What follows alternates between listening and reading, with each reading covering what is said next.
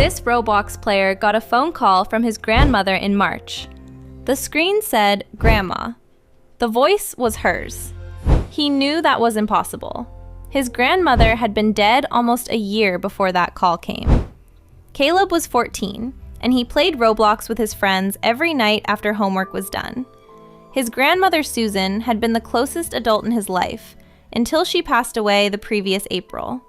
She had lived with his family for the last 6 years of her life in their small 2-story house. She had also been the only adult who ever called him by his nickname, which was simply Cal. Everybody else in his family called him Caleb. His grandmother had always called him Cal. Caleb had not deleted her contact from his phone after she died. He had not been able to. On a Tuesday in March, almost a year after her funeral, his phone rang during a Roblox game with friends. The screen said, "Grandma." Caleb stared at it for almost 5 seconds before he picked it up to answer.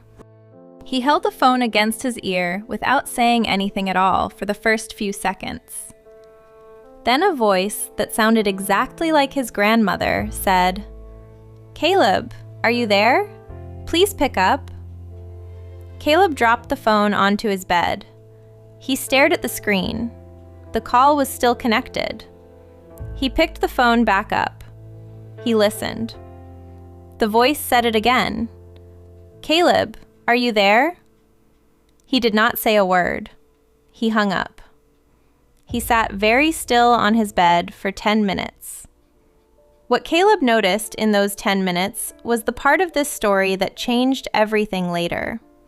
His grandmother had never once in her entire life called him by his full first name out loud. She had called him Cal from the day he was born. His parents could confirm that easily. The voice on the phone had said Caleb twice, slowly, with a small pause between syllables. Caleb listened to his voicemail later that night, and the call had been recorded automatically. The voice was hers. The phrasing was not. His grandmother would have said, "Cal, honey, pick up." She would not have said, "Caleb, are you there? Please pick up." It sounded like a script being read. The next morning, he sat down with his father at the kitchen table and showed him the voicemail.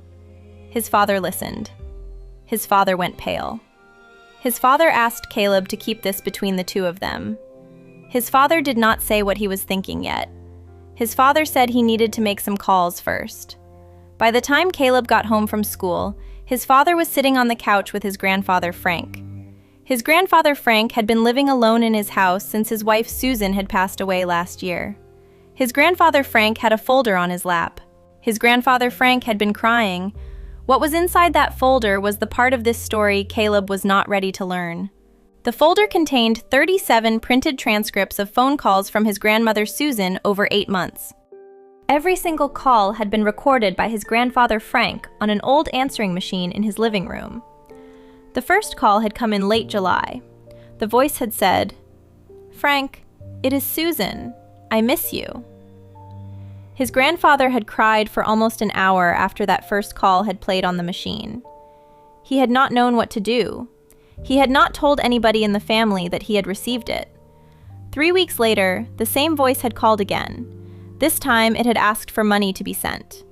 The voice had said it was stuck in a kind of in-between place and needed help. It had asked for gift cards, $300 each, from a specific store at the local strip mall. His grandfather, Frank, had bought the gift cards.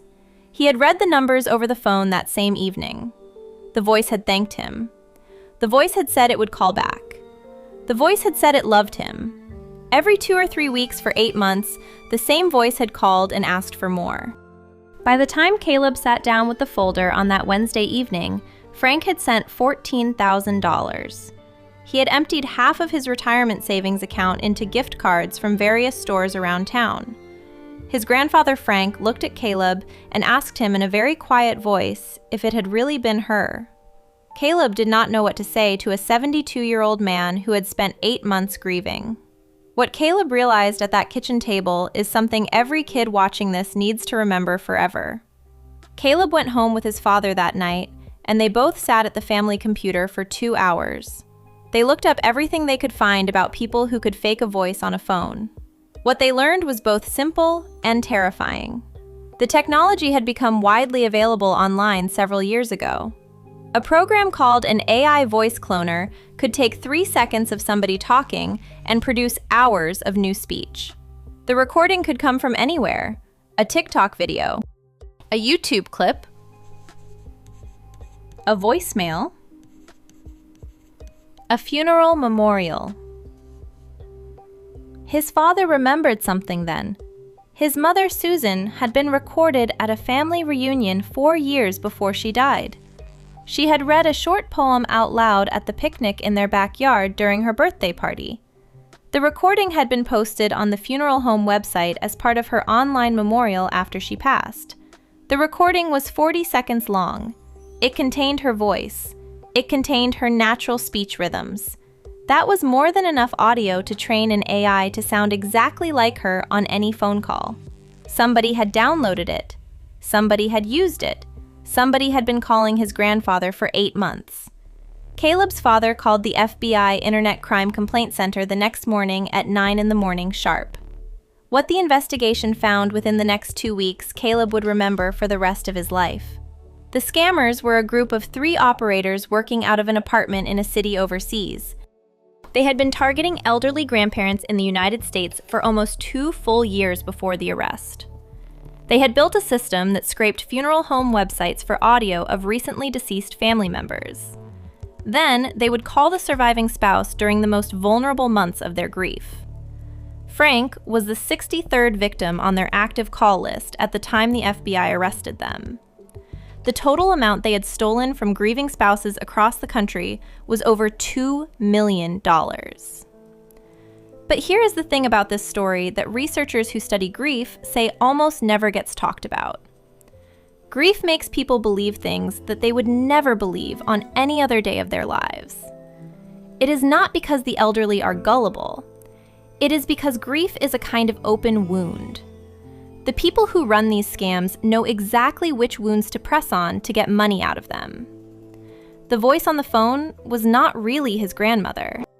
It was a machine trained on 40 seconds of audio. For his grandfather, Frank, hearing his wife say his name was the closest thing to her he had felt in a year. That is what made him send the gift cards. Not foolishness, not weakness, just unbearable love with nowhere to go. And the only person in the entire family who had caught what was happening was a 14-year-old boy. The FBI investigation recovered $11,000 of the $14,000 his grandfather had sent overseas. The 3 scammers were charged with wire fraud and identity theft of a deceased person across state lines. The family sat down with grandfather Frank and helped him close every account he had opened since his wife died. Caleb and his grandfather Frank also agreed on a safe word that only the 2 of them would ever know. The safe word was the name of the dog Frank had owned in 2nd grade. It was something nobody else knew. If a voice ever called either of them sounding like family, they would ask for the safe word first. And if the voice could not say it back instantly without thinking, the call ended right then. Every Sunday after that, Caleb visited his grandfather Frank in person at the small house across town. They played chess. They listened to old recordings of grandmother Susan reading to him when he was younger. They did not pretend she was still alive. They just kept her real, the way she had actually been. Here is the lesson Caleb wants you to take away from this story tonight. If you ever get a call from somebody who should not be able to call you, do not answer it twice. If you ever hear a voice from somebody you have already lost, write down exactly what was said. Then go to a trusted adult in your family the next morning. Not over text. Sit down in person. The same scammers who took $14,000 from his grandfather take this kind of money from somebody every single day. The only thing standing between them and another grieving family is somebody young enough to notice the wrong word.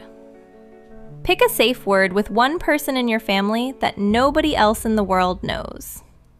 If somebody ever calls you sounding like family and cannot say that safe word, hang up the phone. If you watched this far, then you are now somebody who knows what to listen for. Have you ever heard a voice on your phone that should not have been possible?